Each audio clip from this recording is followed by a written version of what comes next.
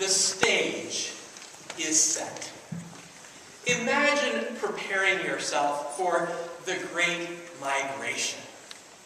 Going from where you have been to this distant land, along the Mediterranean coast, where you will be able to play bocce ball with friends, to have your lemonade or iced tea or your Jack Palmer there at the local country club, enjoying tennis with friends or swimming in the nice Mediterranean or the seaside pool.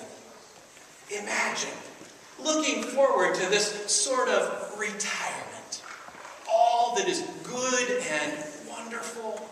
This celebration of years that have been and the years that are still ahead.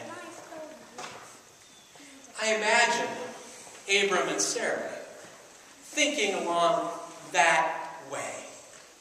That their life has been rich and full.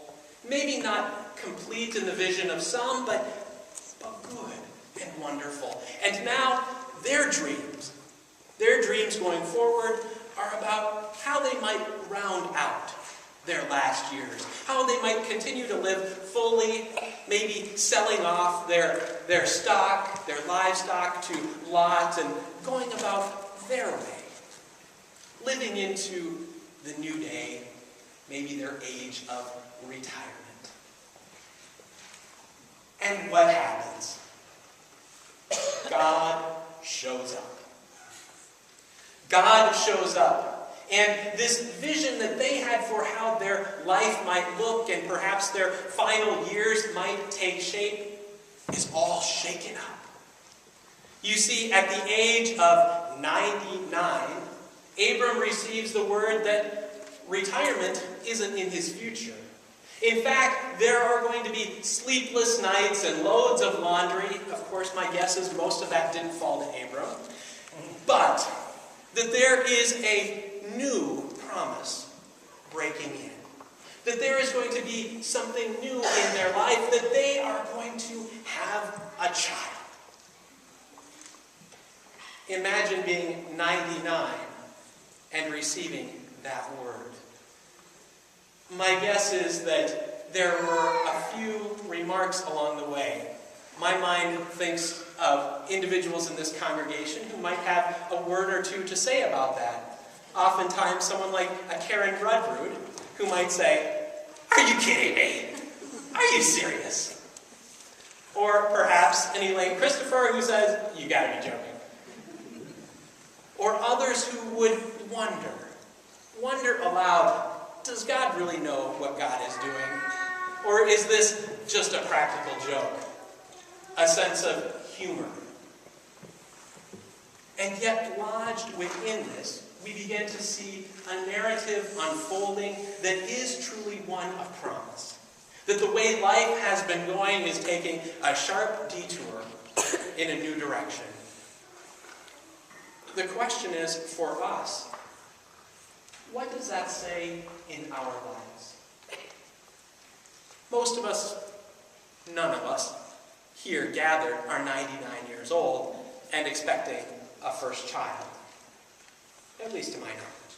None of us here have been living in the land of Ur, building up our livestock and our way of living our little empire, only to have our dreams changed on us.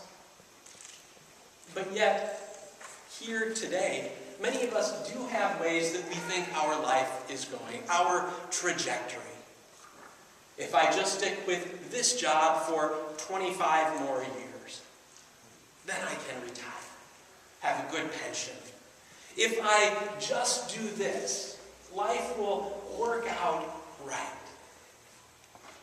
If I care for my family, and if I set up my IRA, I can retire and maybe have that little lake place up in the country, go up there on weekends. Or maybe we just have a dream of being comfortable, of not having to go to work every day. And the question is, how does God come into our lives and dash dash what our trajectory or our vision is, and shape it into a new way. How are we told that we are going to bear God's promise? How are we told that our lives are going to have new meaning and that it's unexpected? Maybe some people are being called into ministry, either going to seminary or finding new ways of living a vocation deeply and intently in their lives. And that can take many shapes and many forms. Maybe there are those who are in their job plodding along, but aren't so sure what this looks like long term, or the meaning seems to have gotten lost somewhere along the way. And God comes and shakes a little bit and says, I've got a plan for you. Maybe some are contemplating what their family will look like. Are there children down the road or not? If so, how will they be cared for? How will the family live and thrive? And God comes, surprising, shaking things up and saying, I have a plan, a promise for you. Or perhaps for some of you who are in school, you are thinking about, what difference does my math test make? Or does it really matter if I have to read another book now? Or what about recess? Do I still get to have fun? And God comes and says, I have something in store for you. I'm going to introduce you to a new person, a new friend. I'm going to show you a new way of being kind to other people. I'm going to care for you in the midst of some tough days. God comes in with an incredible promise and shakes our life up. And the question is, are we ready? And more appropriately, are we willing to put our trust out there? To say, here I am, use me. There are examples throughout Scripture of this narrative. Abram is a mighty fine example, but also along the way we have men and women, age after age, whose life is going along and all of a sudden, God enters the picture and something new happens.